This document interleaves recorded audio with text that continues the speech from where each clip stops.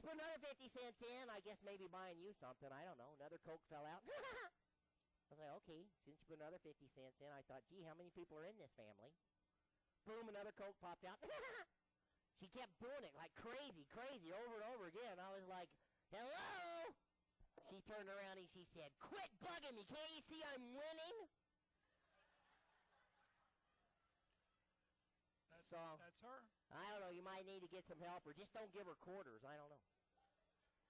Something like that, but I'm excited. I know we're kind of going late. It's almost 8:30. It's like almost your bedtime. I think that's okay, don't you? Is that okay? But, you know what? I was thinking about the whole night. And I was thinking, you know what was kind of neat? I was thinking about all the things we saw and all the skits. And I said, wow, there's a lot of creative ideas that went into tonight. It really was. I mean, it's amazing. Because you know what? First, there were just people there. And they were saying, hey, let's do a show. That's right. With the puppets. And they said, okay, great. Wait a second. What do we do? And then they had to think about it. And they might have thrown a bunch of ideas out there. And then once they decided on the ideas, then they had to go, oh, wait, that means we have to make stuff. Like maybe we have to make, like they had to make a dragon thing. Remember that amusement deal? He was like a dragon. That was cool. And they had to make a little church. And they had to make those little bitty puppets with a weird hair. That was cool. They made me hungry. They look like great big M&Ms.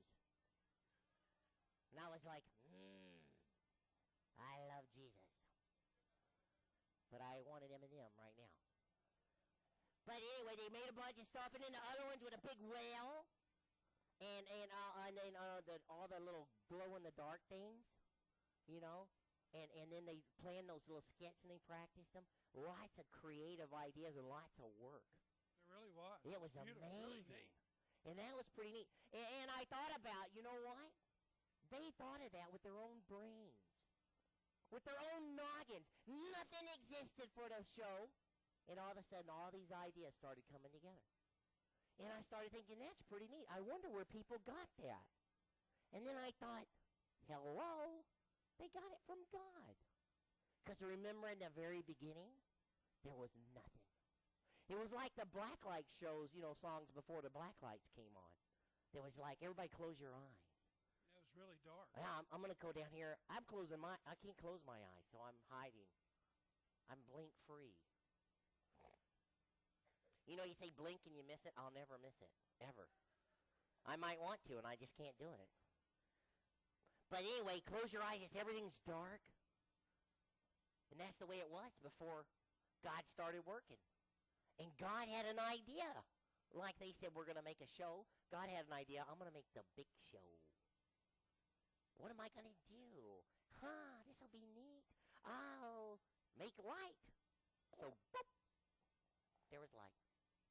There was darkness. There was light. They said, I'm going to make a world. And he had to decide what a world was. And what was on a world and in a world. And what the world did and didn't do. And flowers and trees and birds and all that kind of stuff. Water and fish and wells and waterfalls and trees and roaches. I don't know why he did that. Mosquitoes. What was that about? I think it's so we could have mesquite-flavored barbecue chips. That's what I think. I don't know. I'm going to stick with that one. But he made up all this stuff out of nothing.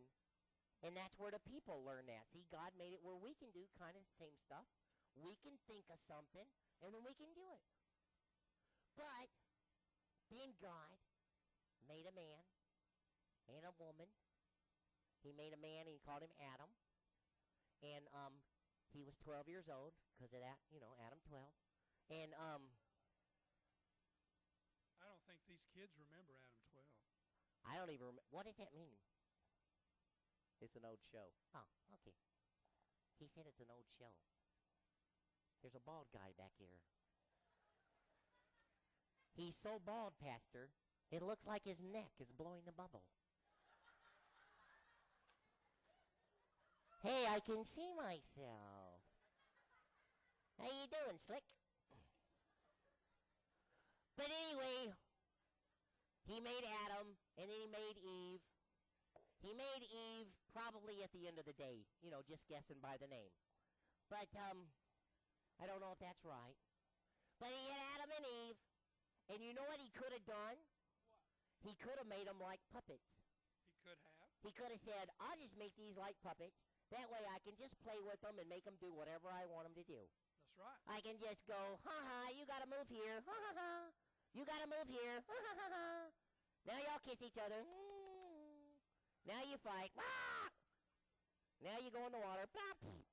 He could have done all that, but instead, he said, no, I'm not going to do that. I'm just going to make them, and I'm going to give them a brain, and I'm going to give them life and breath, and I'm going to hope they love me back. Because you know what love is? Love means I'm going to love you even if you don't love me back. That's amazing. Right. It is amazing. That's hard stuff. Because like at school, like I love this girl. I say I loved this girl. You know what her name is? What's her name, girl? Hubba Hubba. I don't know what her real name is. That's just when I see her, I just go hubba hubba. And then I get dizzy, and then I do this. She comes by and goes, what a weirdo. Like that. So we've got a good relationship going. But I love her because I see her and she's so neat. But you know what? It's not like when they say the caveman days, you know, they see a woman and they just go poof, hit her in the head, drag her by her hair back to the cave. That's not love, you know. Love means you got to risk. You never know if it'll come back to you or not. You just got to do what's right, you know. You got to be kind. And sometimes when you're kind, you go, this is so lovely for you. And they go, you're weird. And you're like, ow, hey, I didn't deserve that.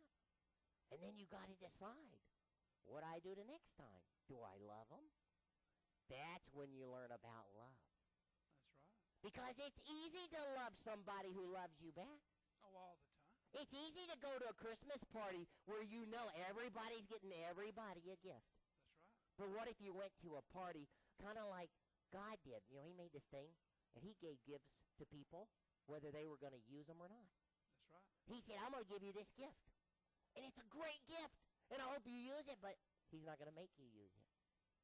And sometimes all kinds of things happen that make people not use the gift. And I was just thinking about that because you know what? People use their gifts to make the show tonight.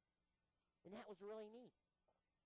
But I had to start thinking about God. And I said, I bet you God's smiling tonight. I bet you God smiled when he saw those people coming up with ideas. When he saw them pray together as a puppet team. And when he saw them working hard to make the props and the puppets and all the different things. And trying when they made mistakes. And figuring out where to move this and where to put that and all that. I think God was smiling. Because he was like, look at that. I gave them a gift. And look, they're using it. And they're using it to bless other people. That's what I had in my brain. That's so amazing. Gerbert, that's a lot. You were really smart. I know. I think God was just like raining on my brain. He's like, pfft. Well, the song said he reigns. He does. He reigns. Yeah, and then there's rainbows in the movie Rain Man. I remember that. I'm lost. Okay. Where were we at? So they were given gifts, and they used those gifts. But see, I started thinking about God. And yeah, he's smiling. And then I thought about, wait a second. We don't always use the gifts God gives us. Like the gift to be able to love. That's always with us, but we don't always use it. That's right. And I thought, wow. I bet a lot of times some of my choices, I just kind of keep that gift to myself, like that lady was doing with the water and the cookies and stuff. And God's probably not smiling then. No. He gave you the water to share it. He gave you the cookies to share it. He gave you your mind to use it for him. He gave you your arms to hug people for him. He gave you your mouth so you could bless people for him. But he won't make you do that. And so I thought, wow, God can only hope and wish for certain things. You know, like we daydream sometimes. We're like, oh, it'd be neat to be able to fly. But we really can't fly.